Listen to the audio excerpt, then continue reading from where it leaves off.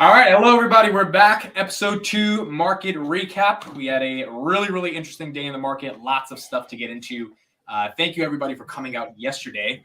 It was a cool first episode where we got to just talk about the market, discuss a bunch of stuff, and kind of get into it. Before we get into the market stuff, Chris, how was your day?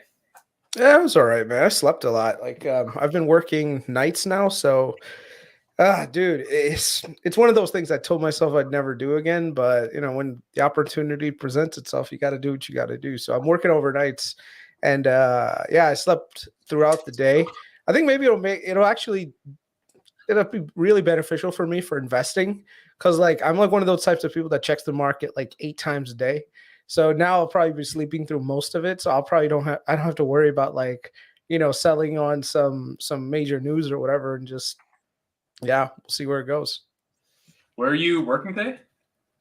Say again? I was working Were you- last night. Last night. oh, So you're officially a night owl now. yep, exactly. So Wait, so when do you wake up then, or when do you sleep?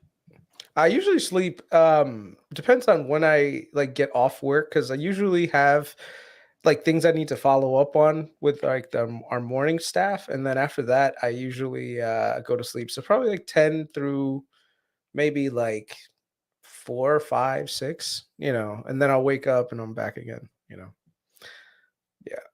Wait, so you sleep at 4, and then you No, no, no. I sleep at like 10 or 10 11. p.m. 10 p.m.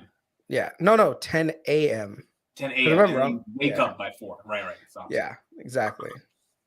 So it's literally I'm waking up, looking at the market close pretty much, and then just reading about what's going on the rest of the day. Like I was on for the CPI report this morning, and I was on for like maybe the first 30 minutes of the market open. And then after that, I was like, all right, I'm done. Time to pass out. And so Yeah. how is that adjusting to like living? This is like the 5th day of doing it, right? Yeah, it's not easy, dude. I hate it. Like if anyone's ever worked like an overnight shift, time goes by so much slower. It's like, I mean, I'm getting paid a night differential, which is nice, but yeah, it's just the timing is just bad. And I feel like I need to go and figure out how to like work out and stuff too, and not just sleep. Like that's gonna be hard. So we'll see what happens. It's something that like I'm doing on a trial basis right now. So my boss and me, we spoke about it and we're just like, look, I'll try it for a few for a month or two and see how I feel about it. And if I can't do it, I'll tell you and So go you're gonna back be to my up now regular till shift. 10 a.m. basically, Yeah. uh, and then you're gonna knock out from 10 a.m. So your breakfast Yeah. is. So do you eat waffles when you wake up at 4 p.m. or do you eat dinner? Whatever my wife makes me, dude. I can't cook for shit, bro. So I just like, hey, wife, let's go breakfast time, and the wife cooks up whatever. And, most of the time it's like simple American like breakfast, like eggs, hash browns, stuff like that. That's crazy. All right, shout out to everyone in the chat. Quarantine Quartet, Dex, this name that is 7CT, blah blah blah. Arvin, Richard, Alvarado, Jason. Thank you all for being here. Silas, and Doom Shalat. We got June and Carlos and Nicola. All right, so Yeah. CPI. What'd you think? What you thought? Yeah, I mean, it came in right where we thought it was, right? Which is 6. We said that it was going to be 6 was actually the bull case, which is exactly what happened. 6.1 would have been that Goldilocks, like not too good, not too bad, and 6.2 would have been all hell breaks loose. And I know some people in our chat yesterday they were like, "No, inflation is going to be like 6.4." I was like, "What are you talking about?" Like, you can see the price of things starting to come down already in the real market. So don't think that inflation isn't going to track like that, right? So I think what it is t- try for me when I'm looking at inflation, I try to actually look at some data from like third party sources. One of them is Trueflation. I don't know if you ever used that before. Now, I don't necessarily prescribe to their numbers, like what they say is what inflation is going to be, but I look at the velocity. I think the velocity is the key. So if Trueflation data is like moving down really fast, then the likelihood that last month, you know, it was probably a similar movement down. So that's why like the velocity according to Trueflation is really accelerated in some of the sectors like food and energy going downward. So if that's taken into consideration, that means in March is probably going to be even lower CPI. That's going to be like lower Yeah. than what expectations are. So But you've got to be awake for the rest of the night, and mhm. because you've got to be awake for the rest of the night, I think it's time to wake you up. This is No, also how no. I felt when we had inflation at 6%. Dude, we gotta get you a new bell, man. I hate Shout out to that bell. Cameron. I had to surprise him. The camera was like, "Can you get a little bell?" I was like, "All right, I'm gonna get it." Shout out to Zion's wife, Sarah. Thank you, Sarah, for being here. If Zion's forcing you to watch this, we appreciate it. Zion, Luca. You have Zion. You have two good basketball player names mixed into one. That's so dope. Yeah. Which is probably why you did that. I doubt that's your real name. You probably just put them together. Okay, so 6% inflation. That means like, look, it's not good. Argentina, I think, just came in. They have 103%, but like compared to the rest of the world, it's pretty damn good, right? Yeah. UK, it's like 10, which is kind of shocking. But I mean, I'm glad the Fed took its actions that were necessary in order to keep the like inflation in check. It really does suck that we're all going through it, but it's better to take our medicine now rather than try to piecemeal it out and then having to deal with like sticky inflation for the next 5 years, right? So I think the Fed was right to tighten as far as they did.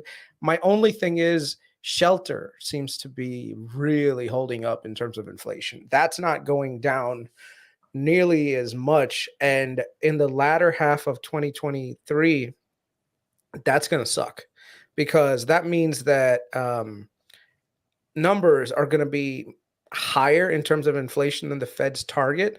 And they're going to have to take either some dramatic steps or the market is going to have to just take a real big, deep dive for them to get back to their 2% goal, because shelters I think almost like 25-30% of total CPI, and it's still growing at like 7 or 8% right now, year over year, inflation in shelter. But did you see the chart with rentals versus actual like shelter CPI? No. That was actually really strange. Yeah, let me just get that up. Chris saying the bell makes it so much better. I agree. That's like, if he liked the bell, it wouldn't be as fun. Yeah. Free shift started 9 months early though, even if just a little. Yeah, this was an interesting report. Look, there were some people that thought it wasn't going to change. They thought it would be 6.4. Gabe, they were wrong on that one. It's coming down, man. It's coming down. Oh, by the way, guys, we got something to show you guys now that we're doing this every day.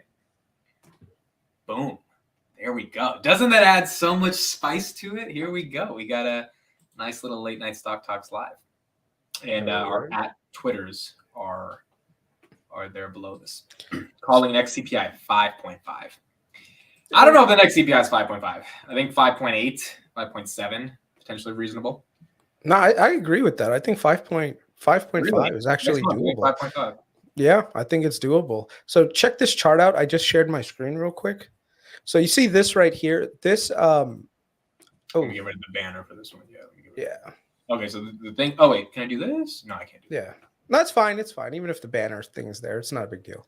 So you can see here, basically this is like rent, and this is shelter CPI, right? So you can see consumer price, the CPI is actually going up, right? But you see like the price of rentals, how it's coming down significantly in terms of growth, right? But it's still really high right over here. So the question is going to be around, okay, how are we going to, how long is it going to take for these numbers to start showing up that makes sense, right? So if you have shelter, if you have the price of rent coming down, right?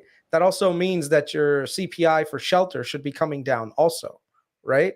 Because it should affect the market, it should affect it. But the price of housing is really strong. Like, a lot of houses, people are just buying them up where they can. I'm still hearing that people are getting multiple cash offers on some properties, which is shocking, considering just how crazy the market is right now. But I think the reason for that is a lot of people got interest rates at like 2.5%, 3%.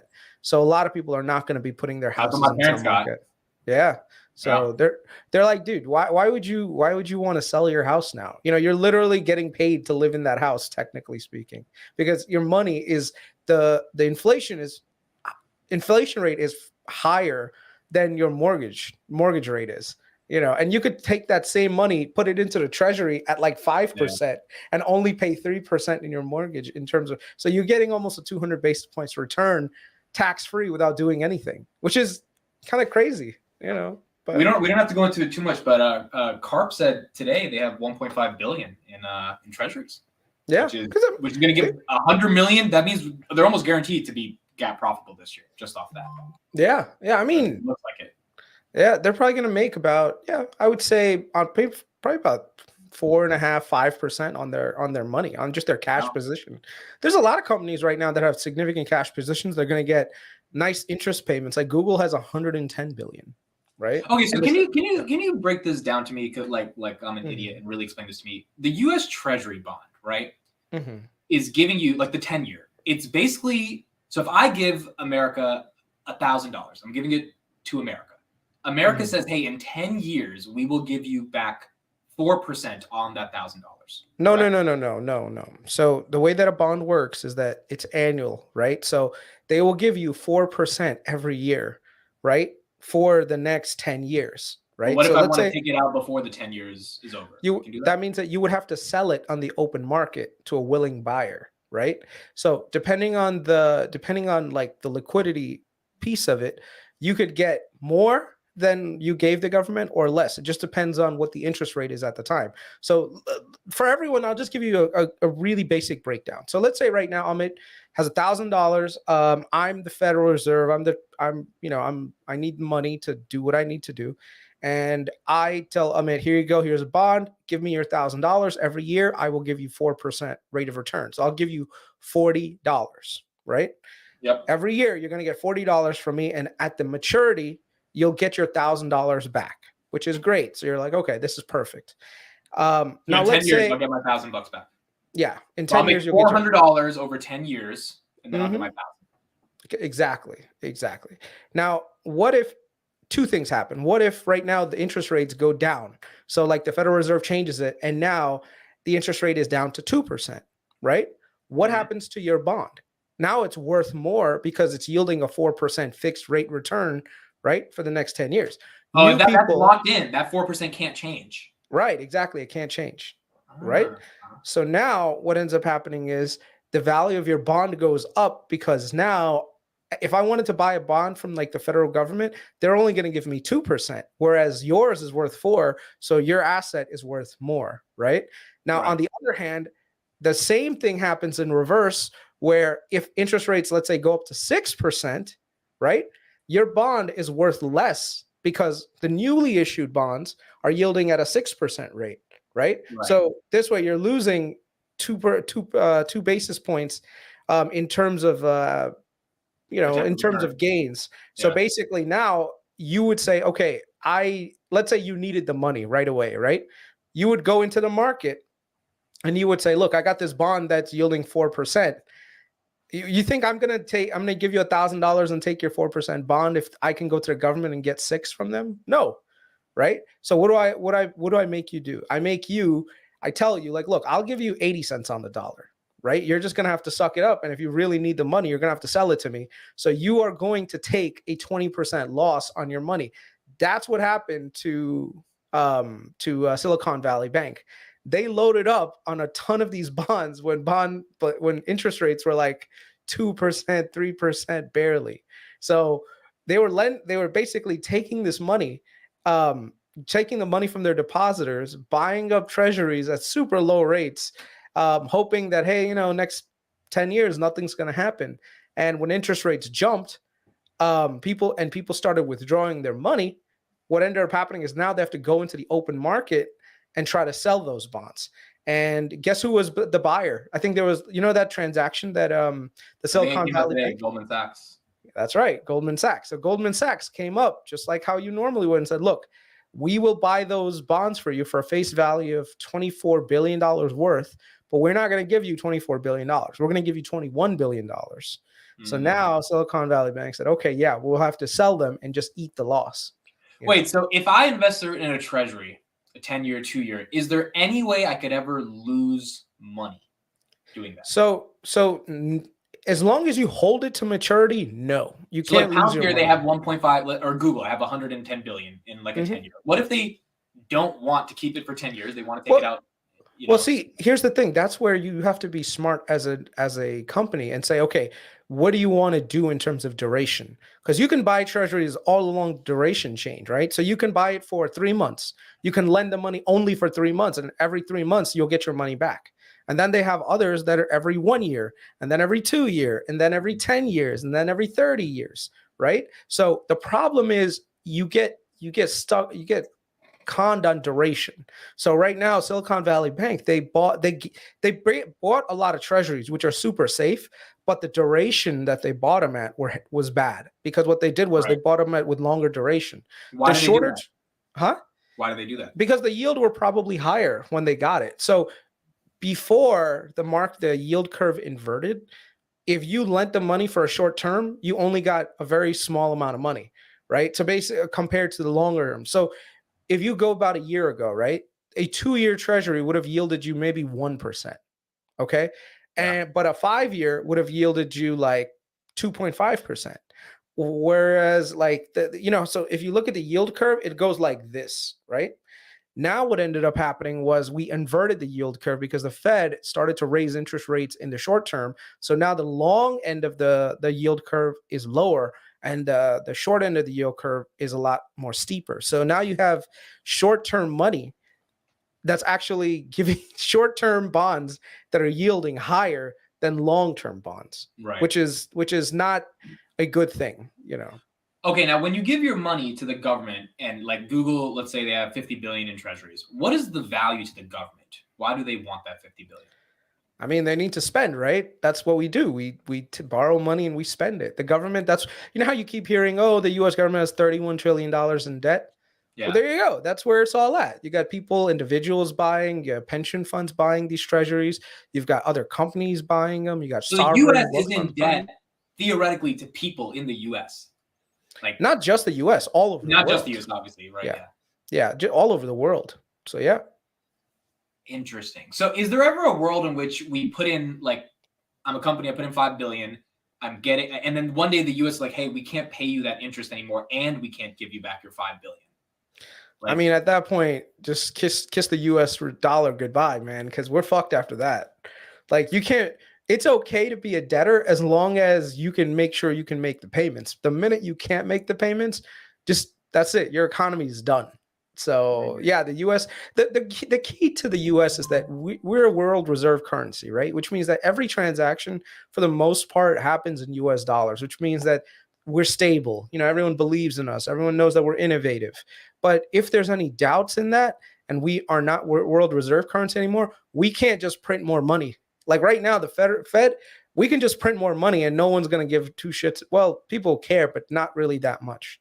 But if we lose world reserve currency and we go on like a printing spree, our currency will get devalued, and literally will be like, that's when real inflation starts. Like if you look at Argentina, no one holds on to Argentina. Like no one wants to do transactions in Argentina. I don't know if they use pesos or whatever, but they don't want to use Argentina's currency. Why? Because it's not stable. One day it could be worth, $1 is 100 Argentinian, whatever. And then another day, pesos, it could be 500 pesos. So you need to have stability. And that's the thing that the US has and always had for the last century, which is stability. And that stability is also backed by a military that will never let that dollar fail. Because basically, right? Like what's the argument there for the military backing the dollar? Well, the military provides stability, right? If you have a strong military, it means that no one can invade you, right? You can go invade other countries if you want to, right? So that's the key. Like right now, imagine you take all your, like, let's say you have a currency in some company like, I don't know, in the Middle East, right? They're cash rich, but their military is poor, right? They don't have that much military.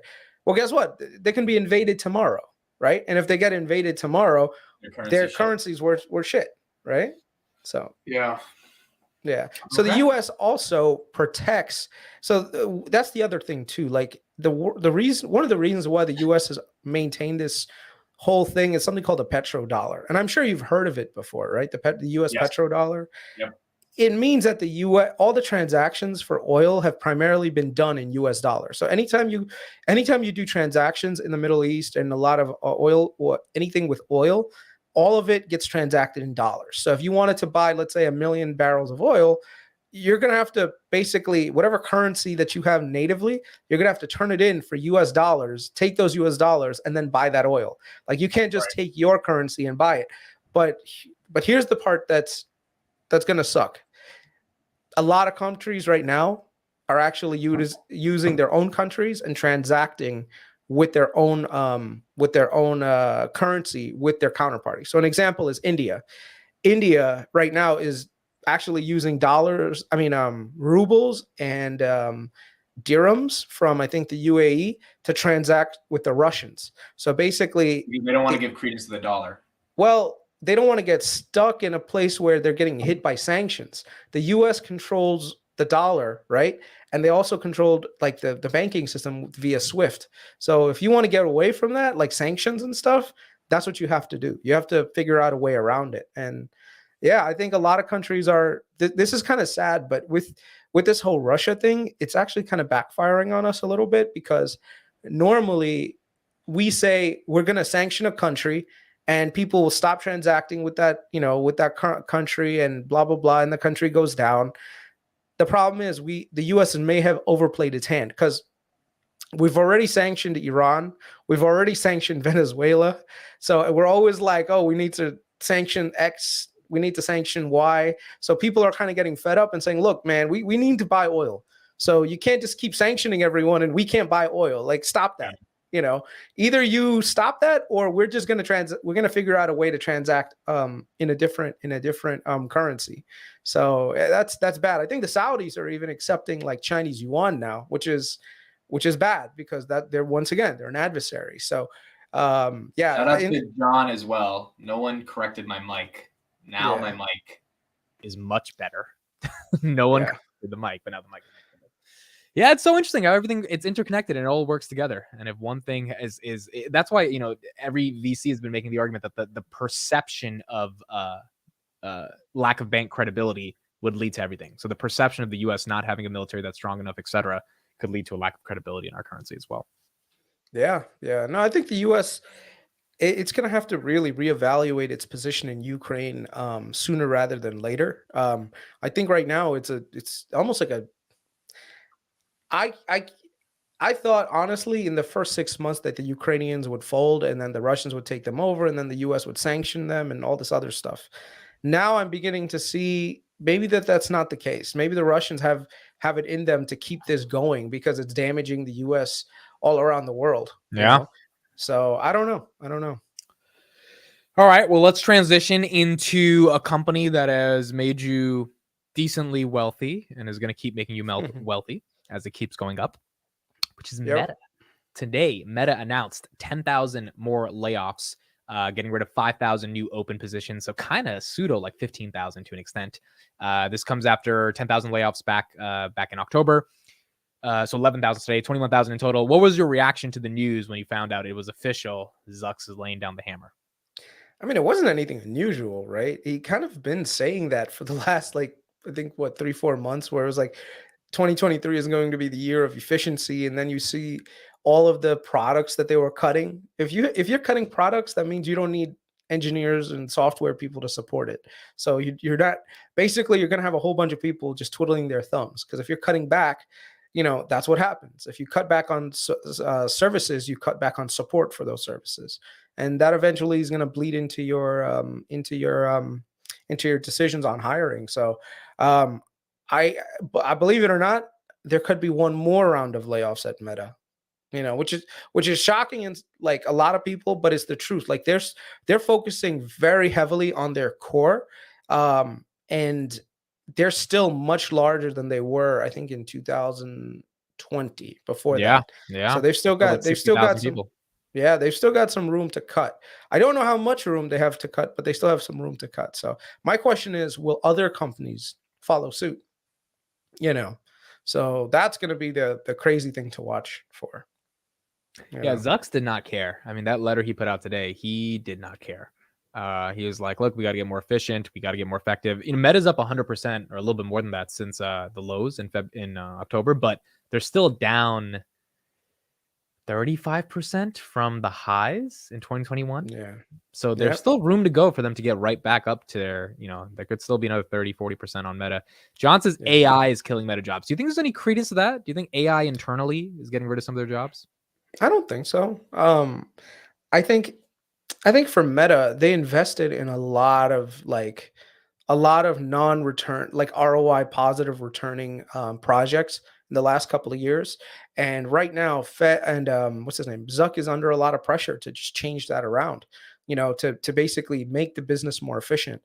The catalyst for all of this, believe it or not, um, was their CTO had like tried to do like a meeting with staff, and he realized that nothing was getting done because literally it was one person's reporting to another person, to another person, to another person.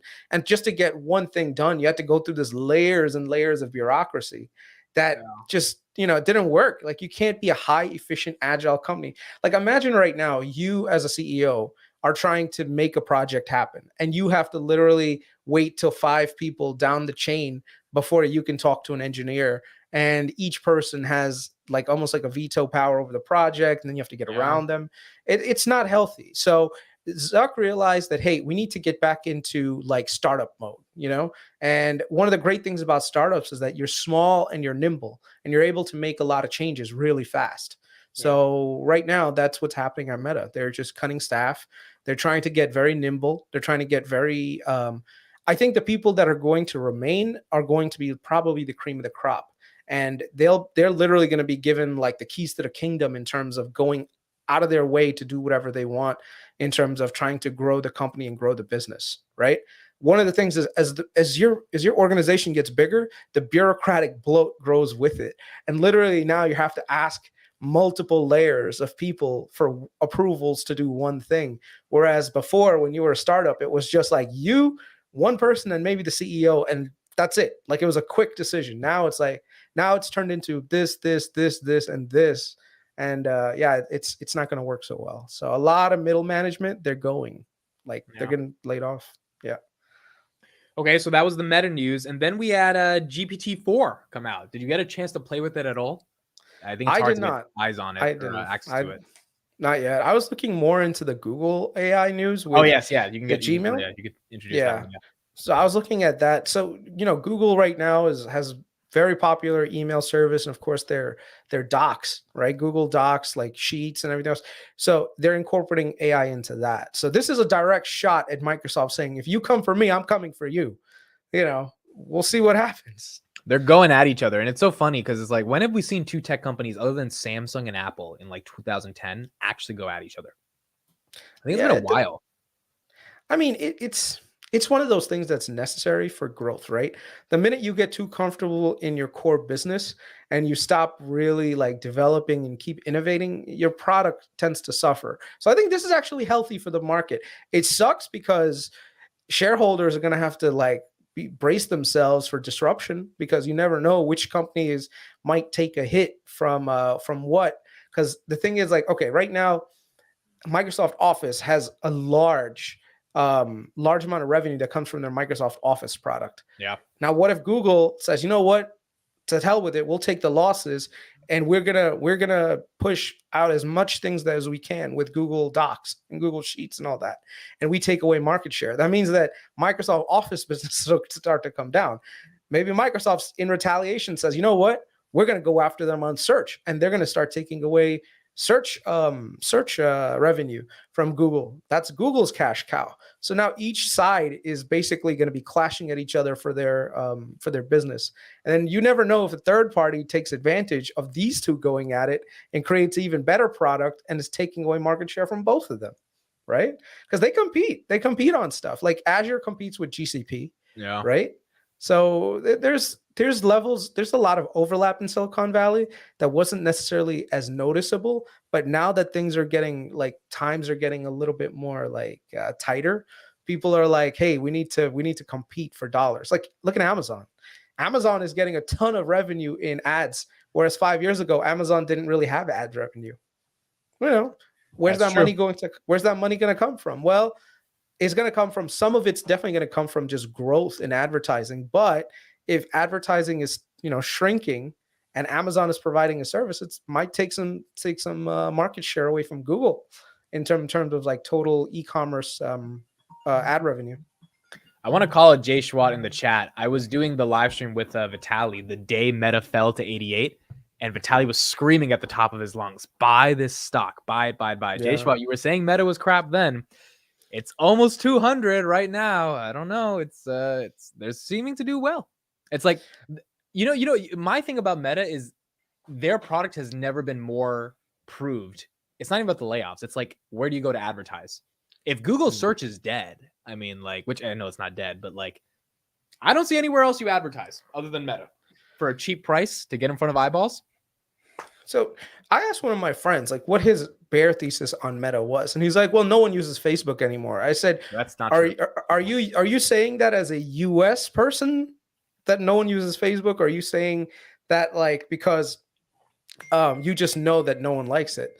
And he was like, "Oh, well, me, I don't use it." I'm like, "Okay, well, if you go internationally, tons of people use Facebook, tons of people use WhatsApp, tons of people use Meta products, right? All those things go right back into their balance sheet, and also means they don't. It's Meta has like a business that's super scalable and doesn't require a lot of capital upfront to pay for to support that infrastructure. So they're a cash flow machine, man. The fact that it got that low was shocking. I mean, I loaded the boat, so I'm happy right now. The thing about Meta is or actually about the idea of users. You know what? One app no one uses at all. Like the one app no one uses at all is Twitter. No one uses Twitter. Now you and I use Twitter. Our little bubble of finance on Twitter uses Twitter. But you speak to most people don't have a Twitter account, bro. Like the average person definitely has an Instagram and they definitely have a Facebook. The average person does not even think of, oh, Twitter, I need to go give my thoughts to the world, because Twitter's about building a personal brand. And people don't care about that, right? Like they just want to express themselves, share photos. And it's hard to think of all these like thoughts all day and tweet them out. So Twitter only has 350 million users compared to Instagram has 1.9 billion. Like the majority of the world is on Instagram. They're not on Twitter. So when people say Facebook doesn't have users, they just hit 2 billion DAUs like 3 days ago. Yeah. I would say to people, just try to think of every company from an international standpoint too, because I think we sometimes live in this US bubble. Like, oh, is this product only, working really well here or not? But it could be something that's super growthy in other parts of the world and people are using it. And, there's a world outside of the US basically. So when you're investing, don't just look at what's the market opportunity in the US, but look at it where it is internationally. I think that's important, right? Yeah, Silas says people on Twitter think they're important. Some of them are. Yeah, some of them are important. A lot of them think they're important, like myself, right? I think I'm important. Yeah. But outside of that, like we're not, I think there's only maybe like how much the statistics say? Maybe like only 5 or 6% of Twitter users actually like generate the content. It's like on 10%. Twitter. Yeah, 10% generate 80% of the tweets. Yeah, which is why if you are on Twitter, it's not that hard. It is hard to get in the beginning, but once you start tweeting, you keep showing up, right, in people's feeds and stuff. Yeah. What were your thoughts on Charles Schwab? Did you buy any? I didn't. I was asleep. I'm still not 100% sold on what is that thing called? On a lot of these finance companies, not until their balance sheets start come out, until their businesses, like until I see some hard numbers come out for Q1, Q2, I'm not touching any of them. I'm looking at their bonds though, to see if like what level of safety there are. I almost bought some First Republic bonds in the morning time, but Really? I decided not to. Yeah, I was like, I don't want to play that game right now. But yeah, there's definitely like areas in the capital structure that sometimes you could probably make a lot more return on safely than a lot of people are expecting. Like their bonds dropped like 60 cents on the dollar with a 4.5% coupon. So I was like, oh, nice. I could get a nice like 8 to 9% fixed return for the next like 12 years. Okay, cool. And have you ever when you invested in a bond, have you ever let it go to maturity, or do you always kind of? Yeah, all the time. Yeah, because you're just not worried about seeing that money. Yeah, as long as the yield is what I find to be acceptable and I can't find better yields elsewhere, then yeah, I usually try to buy bonds that are at a discount. Like some people, they like to buy bonds that are like at par, but I'm more like, okay, let me see if there's a way that I can capitalize on the market, not understanding things. So if you have like a bond with a face value of, $100 and I can buy it, $1 and I could buy it for 70, I'm going to see if the company's healthy, if it's still able to meet its obligations, and just buy up some of their bonds so that this way I can use it for both capital appreciation, also for income purposes. So Chris Okay. talking about corporate bonds. Have you looked at HYG yet? HYG is the ETF for corporate bonds, right? For I think junk bonds. Let me just double check.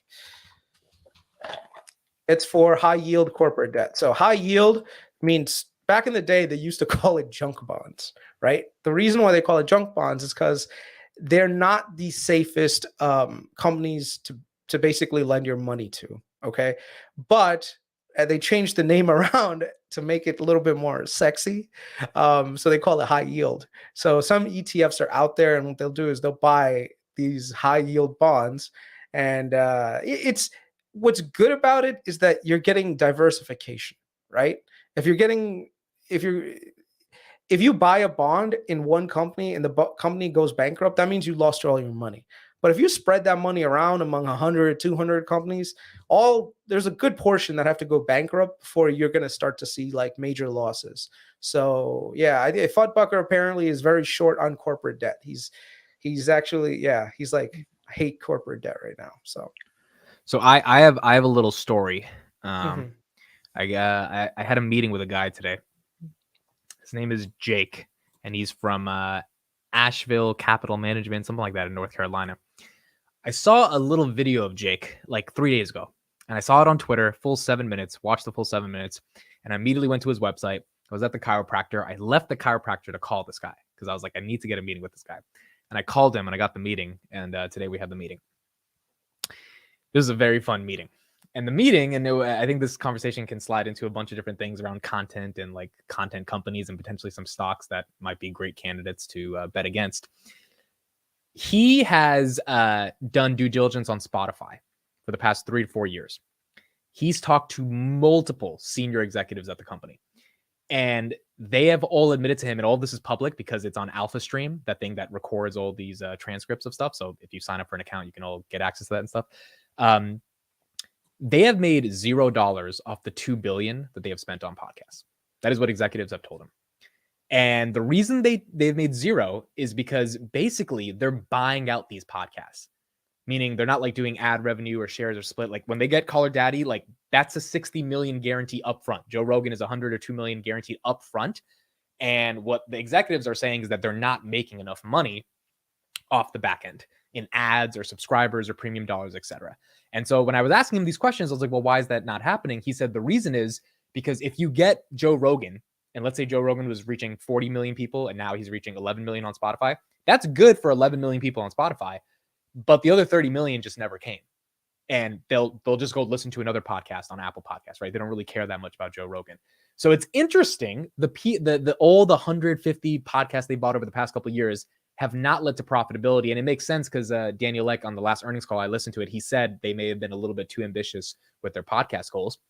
And more importantly, they're not able to monetize general user-generated content because they don't have access to the permission, like YouTube has permission to our content to put ads against it. Spotify doesn't have access to that because it's all on RSS feeds, which is why he's actually investing in a separate company called Acast that a bunch of Spotify execs left in 2016 to go make, which is just a demand marketplace of buying ads on podcasts. But like they do it way better than Spotify.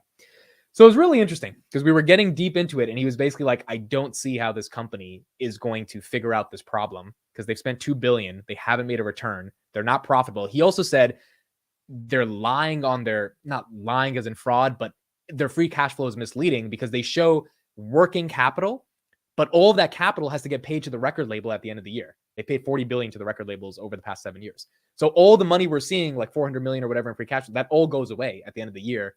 And none of it actually turns into profit.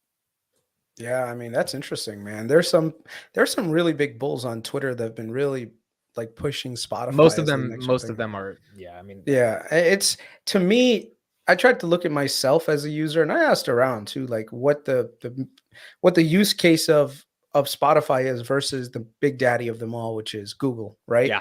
Yeah. I can honestly say I love Joe Rogan. I listen to that podcast all the time, but I've listened to a lot less since he's moved to Spotify.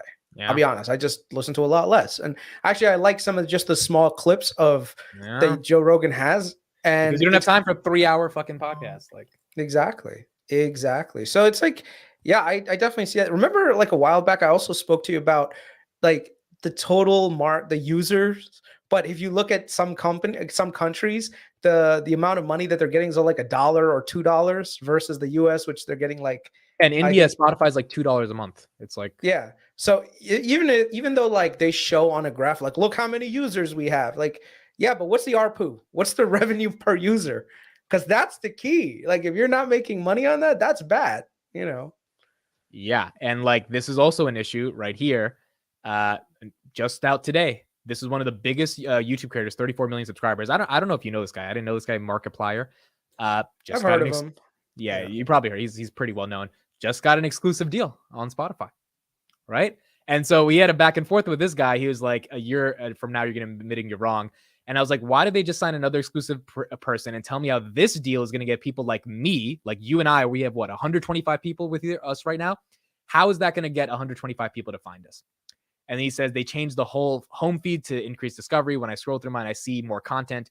And I said, why don't I have analytics in my Spotify studio to see how many impressions, i.e. scrolls, my podcast is getting? And what do I mean by that? I really want to show people what I mean by that, because I think this is going to be an important thing to kind of show people. So this is the latest video I uploaded today, right? Like, let's just look at this video in the YouTube analytics. So I uploaded a video about Palantir today. Let's click on analytics. Right here on analytics, this reach number is everything. This right here got 26,000 impressions. That means 26,000 times. And it's not because YouTube's bigger than Spotify. Spotify's 500 million MAUs. YouTube has 2 billion. So yes, it's bigger, but it's not like it's impossible. 26,000 times. You can see from when I uploaded it, it got 2,000 in the first 35 minutes to it's been 7 hours. It got 26,000 impressions.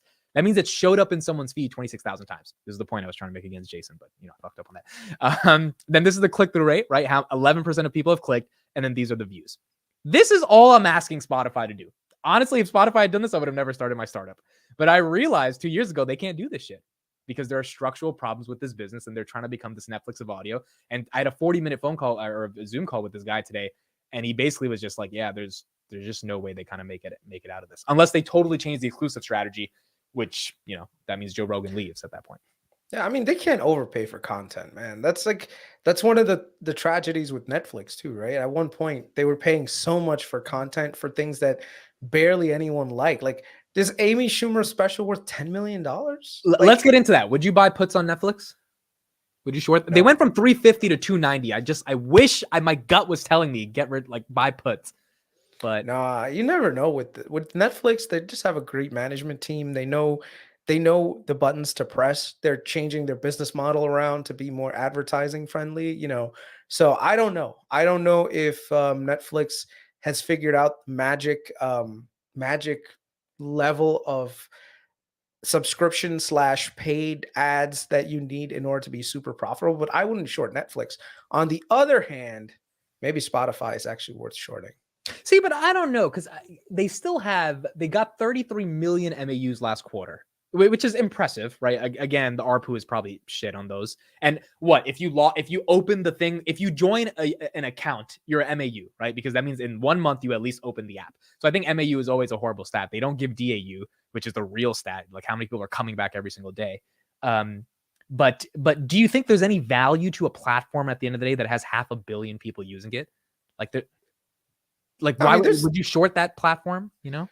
I mean, there's value in having that much reach. The question is, how do you monetize, right? Just because you have reach doesn't mean that you're profitable. Like, look at Twitter.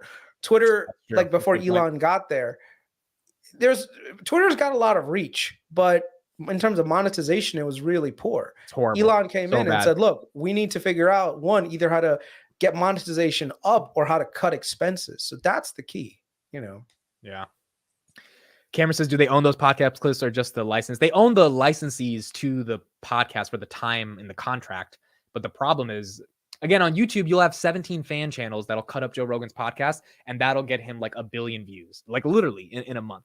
Whereas on Spotify, no one's doing that cut up process because there is no like, we cut it up into a feed, we put in the right keyword, like that metadata associated with allowing increased reach. Like on Twitter, like if you do hashtag Google, more people will see the freaking tweet because it's about Google, and the Twitter will know to show it to people that care about Google. That doesn't even exist in any, even on an inch on Spotify. You would imagine they incorporate, stocks, hashtags, and they'll pop it stuff into your feed. Out of those 500 million people, some of them care about stocks, but none of those features are really there. So Silas says, are advertisers returning to Twitter yet? We don't know because they're no longer a public company, right? They're a private company. Elon says that they're going to be GAAP profitable soon, but does that mean that they're profitable because he cut so much in terms of staffing and in terms of costs? Or does that mean that advertisers start to pay more? And how much money is actually being generated with the subscription like service? Are you part of the subscription service? Yeah, they charged me the other day. I didn't even. Yeah, I was like, oh fuck. I'm finding hard to justify keeping the subscription, to be honest with you, because I'm like, what? Like the only major benefit I see is that sometimes I make like a grammatical error, and I just want to. You can edit and I it. still make it. I can edit it, but then I'm like, this is really. Do I really care? I still send out stupid tweets all the time. Like my wife got on my case the other day. She was like, "You need to learn the difference between there, and there." And I was like, "Oh God! Like, look, man, I'm trying to." Tweet at like 2 a.m. I'm not exactly caring what grammatical mistakes I have, but she's right though. I don't want to look foolish, so maybe I should be a little bit more cautious with that. Why isn't she on Twitter? Why isn't she tweeting every day? She's on Twitter. She's just like hiding because I told her like, look, I don't need like fucking like, dude. I'm telling you, people are fucking vicious. All right. Yeah, no, people are crazy. Tavis put like one of the clips from like I guess the SoFi Weekly this weekend up, and man, the comments section there was just like some people like, oh, Chris has a very punchable face, like why do you guys let this guy on? It's like, come on, guys. All I'm trying to do is bring up some fucking valid points. No, That's but those are old trolls, or everyone who actually listens to the podcast, loves. See, she's actually in the comment section. She will not be named. I am here. Oh my gosh, let's go. She's here. Yeah. She's watching. Yeah.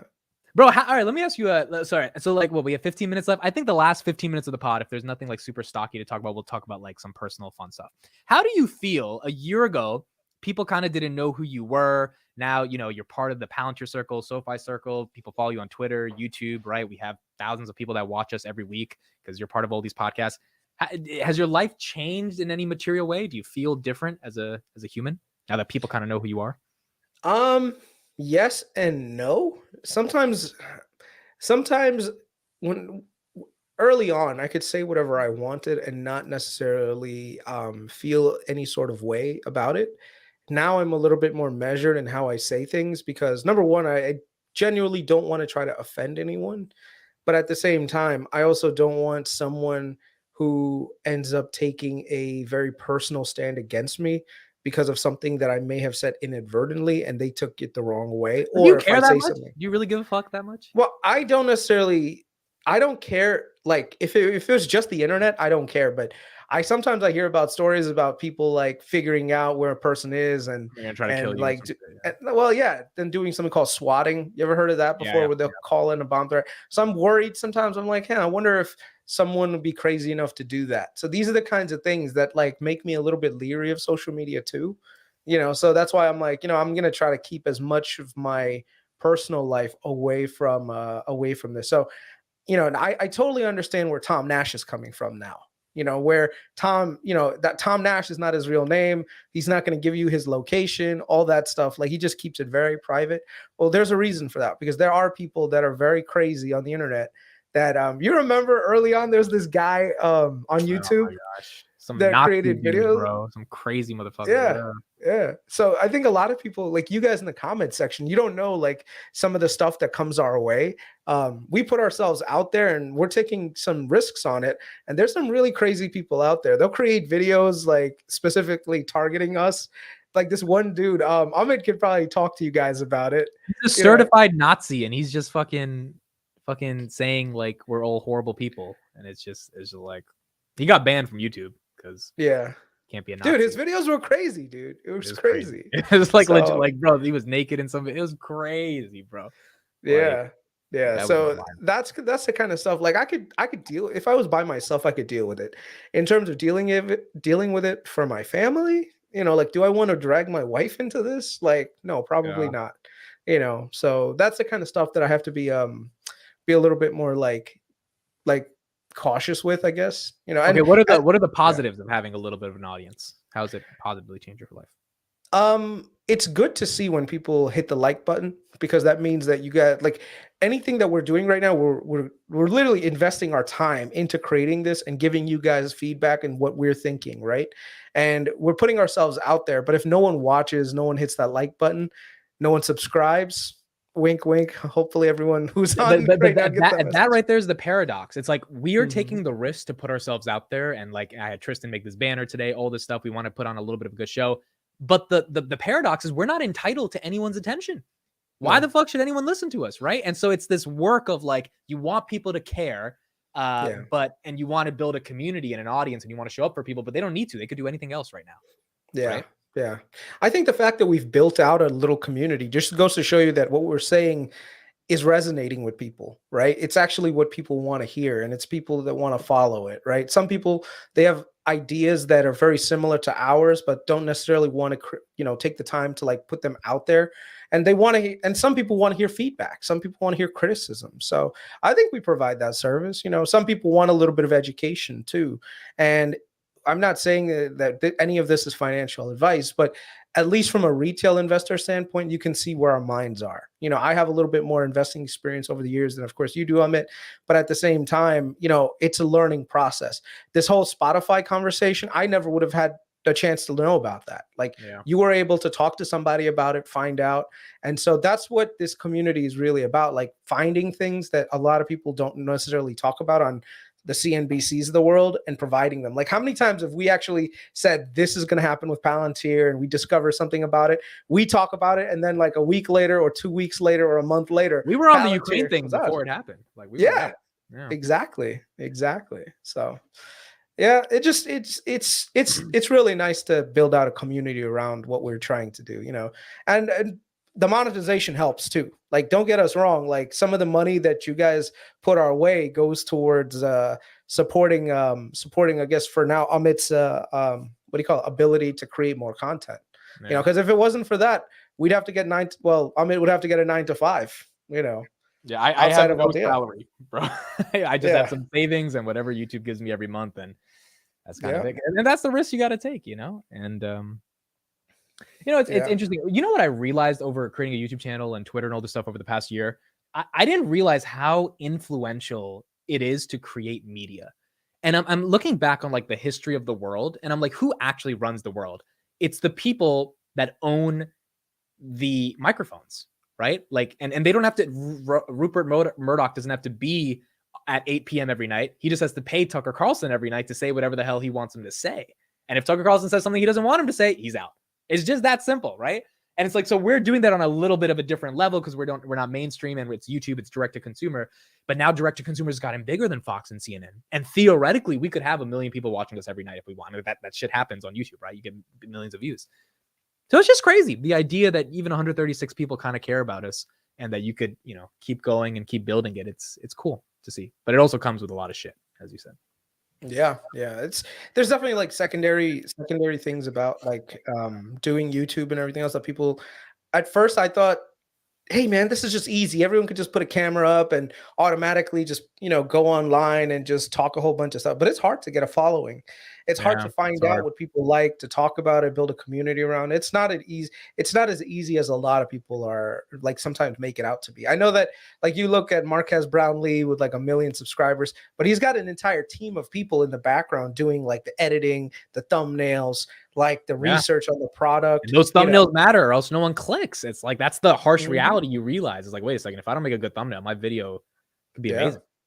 Yeah, and even editing, right? Like sometimes when you do your videos, like it takes a while to do all the editing behind it. You know what's funny? Maybe that's the AI thing that we need.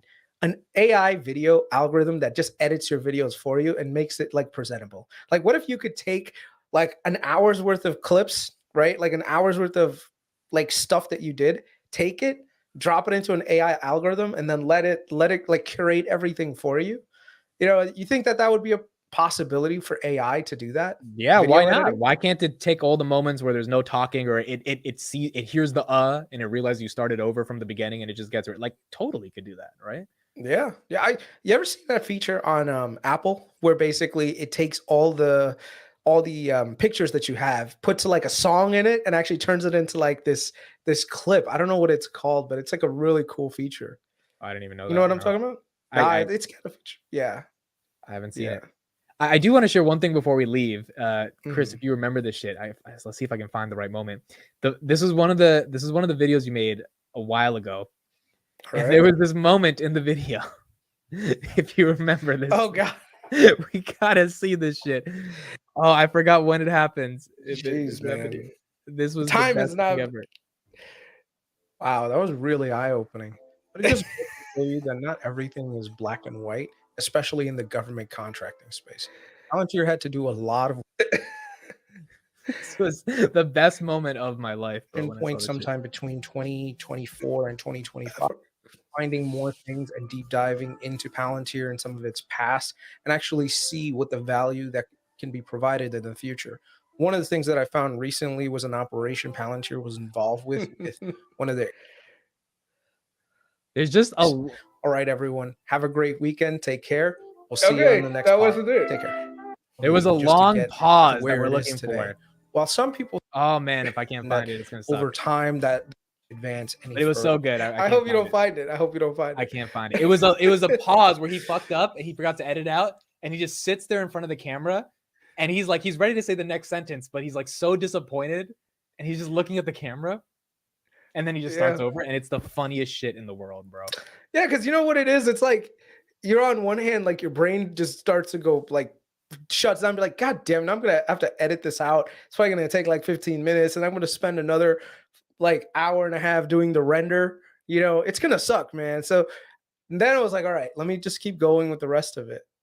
Like trust me, when you guys do video, like if you guys ever if anyone here is interested in getting into YouTube and stuff, that's like one of the things that will make you or break you. The ability, the time spent on editing, because there's a lot of times where you have like an entire video. I told Amit, I said I could talk like this, like normally to other person, very naturally, no issues. But like if I had to make content around just talking to a camera where I'm looking at it and just basically trying to explain something, dude, it's hard for me to do that. So that's why this format is much easier for me. You're so good at podcasting and talking, bro. Like you just know how to do it. It's hard for some Yeah. people when they have to look into a camera versus just like you get a question and then you're able to bounce off that so easily. Yeah. For you, how is it like when you start doing just like your clips, right? Where you have to just talk about a topic. How do you do it? Like, have you come to like point where you're super confident, okay to do it now, or do you still like pause? You go ba by accident, or Not really, because I mean, like from day one is again, people were like, "Do you script your videos?" And I was like, "No, I just sit there and I talk and I upload." That's the reason I was able to get a lot of Palantir videos up in 2021, because I would make 3 a day because I would just think of 3 ideas and I'm like, "Huh," and I just talk. Yeah. And sometimes I had some editing, but that was also my weakness though, because with Jason, right, I talk super fast and I didn't, so that was my big strength is I can talk and get it out quickly, but sometimes it's too quick, so. Yeah, whatever, man. These live and you learn. Someone said Ally stock. I know that yesterday we said that we were talking about different stocks. I'm still doing a little bit more research on Ally. The only thing I'll say, Raphael, is that Ally has lent out a lot of money to cars. Not to cars, but to people borrowing money for autos. And autos have really, like, I don't know what the delinquency rates are going to look like with cars. So I'd say be very careful, but I haven't done nearly the amount of research. I do know, however, that Ally puts a lot of money on the side for credit loss provision. So basically, just in case people don't pay, they have money on the sidelines waiting. So they're a very profitable business. But yeah, I have to do more research, probably do some Excel math and just find out how many of these delinquencies can they really support, And then Cam was talking about Lemonade. I haven't really done too much research on Lemonade. I know I had done research about a year and a half ago when they first came out. But yeah, once again, it's just the numbers. Like insurance is a very hard place for me to figure out the business model around, because there's so much like variation in how they model for risk that I don't necessarily know too much about. But like I said, I'll do more research on it. The one that I think is important, that I think I spoke to Sonny about on Twitter to get, you know who I'm talking about, Yeah, right? yeah. From Yep. Dude, that guy would be very cool to bring on to a podcast. We got it. You know, Yeah, maybe we could do. Maybe we can do that for like either the Financial Junkies or one of these days if he's free. Yeah. You know?